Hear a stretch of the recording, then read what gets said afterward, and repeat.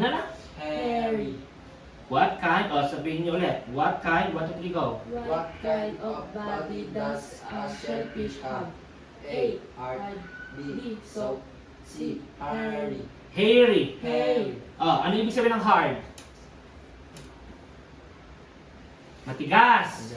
Pag soft, Malambot. malambot. Hairy. Ano ibig sabihin na? Di ba hair? Tapos hairy. Ano ibig sabihin ng hairy? Mabuhok, di ba? O, ano kaya dyan? So. A. Soft. Di ba? O, nasa ang sentence to? 1, 2. 4. 4 ba? 3.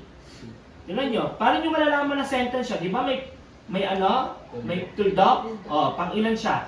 Pangatlo, di ba? O, basahin nyo ngayon. 1, 2, 3, go. Shellfish has soft body. O, sige, continue. Body so it It needs needs hard shell shell to to protect it it from from starfish, crabs, fish, or Ano tawag dyan? even. Even or even? Even. Even birds. birds. O, number 5. What sea what sea animal eats shellfish? Ah. A. Fish. B. Dog. C. Cat. Ano daw? Ano daw si animal eats shellfish? A. Ha? Ano daw si animal eats shellfish? Ano ba pag sinabi niyo si animal?